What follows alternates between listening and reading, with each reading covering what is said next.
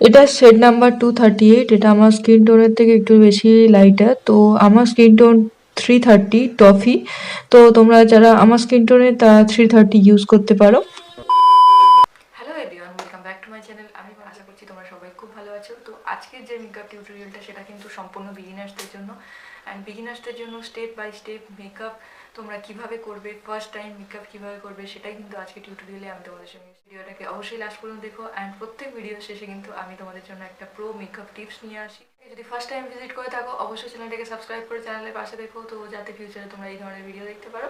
So ভিডিওটা পছন্দ হলে অবশ্যই একটা লাইক করে দিও। অ্যান্ড চলো আজকে ভিডিওটা স্টার্ট করি। সো আমি প্রত্যেকটা আমার মেকআপের ভিডিওতে চেষ্টা করি যে আমার যে স্কিন টোনটা সেটা কিন্তু তোমাদেরকে দেখানোর এবং সেইভাবেই তোমাদের মেকআপটাকে শেখানোর। তো আজকের ভিডিওতে কিছু কিছু জায়গায় লাইটের কিন্তু খুব বেশি কম হয়ে গেছে, তো তার জন্য সরি। তো প্রথমেই আমি মেকআপটা শুরু করব skin care and skin preparation দিয়ে। তো বিগিনার্সরা যারা তারা কিন্তু এই যে স্টেপটা সেটাই কিন্তু সব থেকে বেশি স্কিপ করে যায়। তো দেখো এখানেই আমি একটা ইউজ করলাম একটা টোনার, মানে যেটা রোজ ওয়াটার। তো ফার্স্ট টোনারটা অ্যাপ্লাইয়ের সঙ্গে সঙ্গে তোমরা দেখতেই পাচ্ছ যে আমার স্কিনটা কিন্তু কতটা গ্লো করছে। তো এই টোনারটা কিন্তু একটা ফেসে কিন্তু আমাদের হাইড্রেশন দেয়। তো সেক্ষেত্রে তোমরা যদি চাও তো এই টোনারটা ইউজ করতে পারো। এটা লাভ আর্থের একটা রোজ ওয়াটার ফেস মিস্ট একটা। তো এরপরে আমি একটা লিপে আমার একটা লিপ বাম ইউজ করে নিয়েছি। তো যেহেতু আজকাল আমরা সবাই খুব ম্যাট লিপস্টিক ইউজ করি, তা সেহেতু কিন্তু লিপে কিন্তু একটা বাম যে কোনো কিছু তোমাদেরকে অ্যাপ্লাই করতে হবে, এবং সেক্ষেত্রে তোমরা ভেসলিনও কিন্তু ইউজ করতে পারো।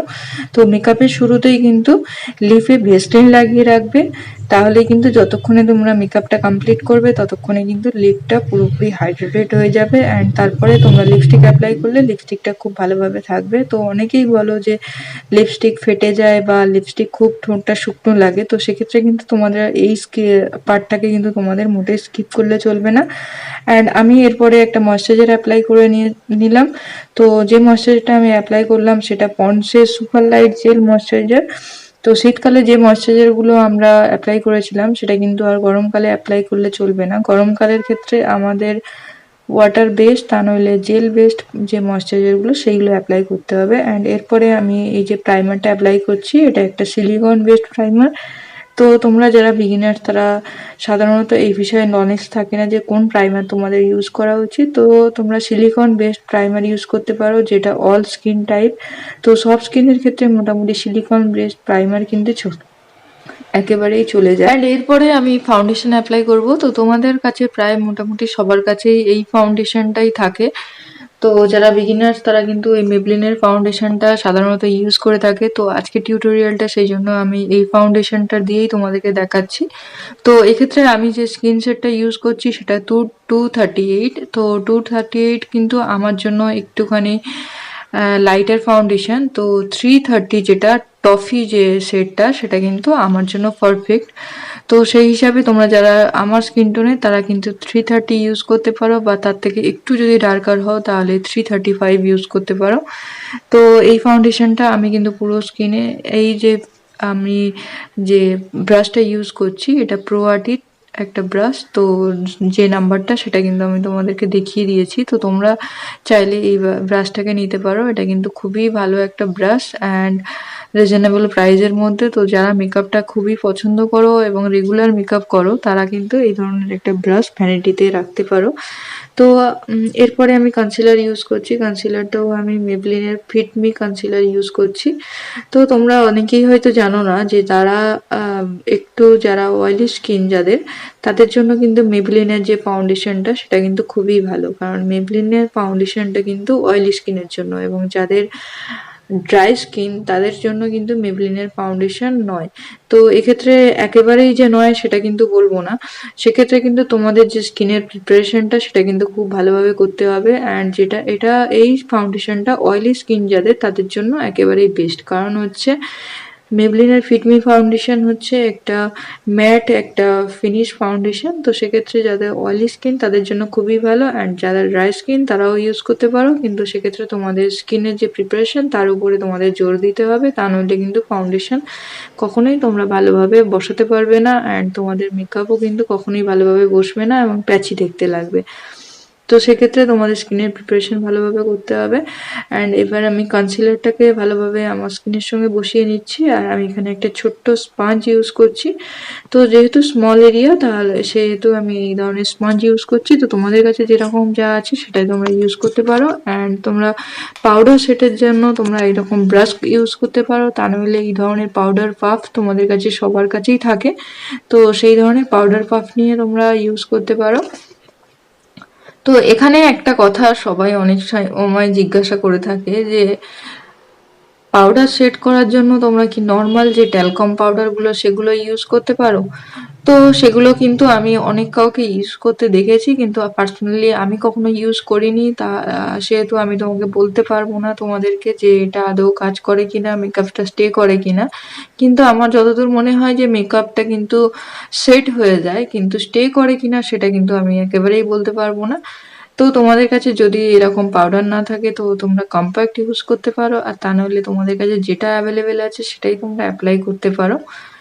সো পাউডারটাকে আমি এখানে দেখো ভালোভাবে একটু প্রেস করে করে আমার ফেসের সঙ্গে অ্যাপ্লাই করে নিচ্ছি, তাহলে কিন্তু মেকআপটা কিন্তু একটু লং লং লাস্টিং হবে আর মেকআপটা অনেকক্ষণ থাকবে।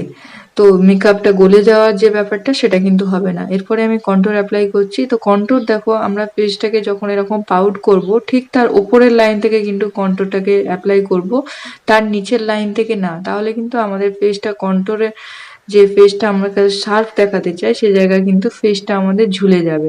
তো সেক্ষেত্রে কন্ট্যুরটাকে একটু ওপর থেকে অ্যাপ্লাই করবে, অ্যান্ড তার সঙ্গে সঙ্গে কন্ট্যুরের যে লাইনটা এরকম আমাদের ফোরহেডের সঙ্গে একসঙ্গে টাচ করে দেবে। দিলে তাহলে কি হবে, আমাদের ফেসটা কিন্তু লিফটেড লাগবে।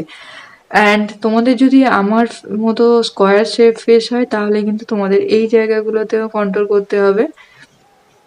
তো এগেন এখানেও আমার লাইটের কিছু প্রবলেম হয়ে গেছে, তার জন্য তোমাদের কাছে সরি। তো অলরেডি আমি তোমাদের বলেই দিয়েছি যে আজকে একটু মেকআপের ভিডিওতে কিছু লাইটের প্রবলেম হয়েছে। তো এরপরে ফেসের কন্ট্যুর তোমরা দেখতেই পাচ্ছ যে কন্ট্যুর কিন্তু পুরো ফেসের যে স্ট্রাকচারটাকে, শেপটাকে সেটাকে কিন্তু চেঞ্জ করে দেয়। তো এরপরে আমি নোজ কন্ট্যুরটাকে করব। নোজ ব্রিজটা যেটা, সেটা কিন্তু আমাদের নোজ কন্ট্যুরের ফলে কিন্তু নোজের যে ব্রিজটা সেটা কিন্তু অনেক লং এবং অনেক সুন্দর দেখতে লাগে। তো তোমরা চেষ্টা করবে যে যখনই তোমরা মেকআপ করছো, মেকআপের পরে কিন্তু তোমাদের স্ট্রাকচারটাকে ঠিক করার জন্য একটা কন্ট্যুর তোমরা অবশ্যই অ্যাপ্লাই করতে। অ্যান্ড এরপরে আমি ব্লাশার অ্যাপ্লাই করছি। তো ব্লাশার অনেকের ক্ষেত্রে অনেকেই ব্লাশারটাকে অ্যাপ্লাই করো না। তো অনেকেই ব্লাশার ইউজ করতে ভীষণই ভয় পায়। সাধারণত যারা বিগিনার্সরা যারা, তারা ভাবে হয়তো মেকআপ ব্লাশার অ্যাপ্লাই করলে মুখটা লাল হয়ে যাবে। তো সেক্ষেত্রে লাল কি করে হবে? যদি তোমরা ডাস্কি স্কিন হও তাহলে তোমরা ব্রাউন যে স্কিন টোনগুলো সেইগুলো ইউজ করবে। অ্যান্ড যদি তোমরা একটু ফেয়ার স্কিন টোন হও তাহলে পিচ কালার, পিঙ্ক কালার এইসব শেডের যে ব্লাশারগুলো সেইগুলো ইউজ করবে, তাহলে কখনোই তোমাদের ফেসে বেশি লাগবে না। অ্যান্ড সবসময় এটা বলবো যে একটা বিগিনার টিপস যেটা, সেটা হচ্ছে যে তোমরা যখনই যে কোনো প্রোডাক্ট ইউজ করছো সেই প্রোডাক্টটা সবসময় অল্প পরিমাণে নিয়ে সেটাকে ব্লেন্ড করে করে করে করে দেখবে যে সেটা আরও প্রয়োজন হয় কিনা, তবেই কিন্তু এক্সট্রা প্রোডাক্ট ইউজ করবে। সবসময় কম থেকে বেশির দিকে যাওয়ার চিন্তা করবে।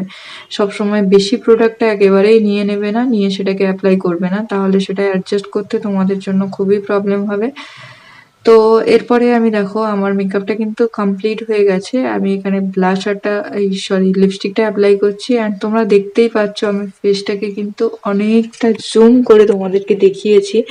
অ্যান্ড তোমরা দেখতেই পাচ্ছ যে মেকআপটা কতটা ফ্ললেস লাগছে। তো তোমরা সবকিছুই কিন্তু একবারেই কেউ কিন্তু প্রো হয়ে যায় না, এবং একবারেই সবাই কিন্তু সবকিছু ভালোভাবে করতে পারে না। তো তোমরা বারবার চেষ্টা করতে থাকো। আশা করছি যে তোমাদেরও মেকআপ খুবই ভালো হবে। তো এরপরে দেখো আমি এখানে একটা মাই গ্ল্যামের লিপস্টিক অ্যাপ্লাই করছি। তো তোমরা জানো যে মাই গ্ল্যামের কিন্তু অনেক ধরনের অফার চলে, কখনো 99, কখনো 199-এ দুটো লিপস্টিক পাওয়া যায়। তো সেখান থেকেই, সেই অফার থেকেই আমি এই লিপস্টিকটা নিয়েছিলাম। তো তোমরা সোশ্যাল মিডিয়াতে এরকম লিঙ্ক অনেক পাওয়া যায় যেখানে মাই গ্ল্যামের লিপস্টিকের অফার চলে। তো চাইলে তোমরা সেখান থেকে পারচেস করতে পারো। তো লিপস্টিকটা অ্যাপ্লাইয়ের পরে তোমরা কিন্তু এমনিই ছেড়ে দাও। তো সেক্ষেত্রে কিন্তু তোমরা যদি এরকম একটা ব্রাশে করে কনসিলার নিয়ে এই লাইনটাকে যদি তোমরা ঠিক করে নাও, কারেক্ট করে নাও, তাহলে কিন্তু তোমাদের লিপস্টিকটা খুব সুন্দর পপ আপ হয়ে আসবে এবং লিপস্টিকটা খুব সুন্দর দেখতে লাগবে। তো তোমরা চাইলে এই ট্রিকটাকে ট্রাই করে দেখতে পারো। তো আজকের যে মেকআপ টিউটোরিয়ালটা সেটা ছিল এই পর্যন্তই। তো আশা করছি তোমাদের টিউটোরিয়ালটা খুবই ভালো লেগেছে অ্যান্ড তোমাদের হেল্প হয়েছে ফিউচারে মেকআপের জন্য। তো যদি ভালো লাগে তাহলে অবশ্যই ভিডিওটাকে লাইক করে অ্যান্ড চ্যানেলটাকে সাবস্ক্রাইব করে চ্যানেলের পাশে থেকো। অ্যান্ড কাজল তোমরা সবাই পড়তে জানো, তো সেই জন্য আমি তোমাদের মাস্কারা অ্যাপ্লাই করে দেখিয়ে দিচ্ছি। তো মাস্কারাটা কিন্তু তোমাদেরকে অবশ্যই অ্যাপ্লাই করতে হবে। যদি তোমরা কোনো রকম আইশ্যাডো অ্যাপ্লাই না করো তাহলেও কোনো ব্যাপার না, কিন্তু মাস্কারাটা অবশ্যই অ্যাপ্লাই করতে হবে। কারণ যখন আমরা ফাউন্ডেশন অ্যাপ্লাই করি তখন কিন্তু আমাদের আই ল্যাশেসগুলো সেগুলো কিন্তু ফাউন্ডেশন লেগে যায়। তো সেক্ষেত্রে কিন্তু তোমাদেরকে মাস্কারা অবশ্যই অ্যাপ্লাই করে নিতে হবে, তা নাহলে কিন্তু আই ল্যাশেসগুলো ফাউন্ডেশনে লেগে থাকে, তো সেক্ষেত্রে খারাপ দেখতে লাগতে পারে। সো আজকের টিউটোরিয়াল ছিল এই পর্যন্তই, দেখা হচ্ছে নেক্সট ভিডিওতে। বাই।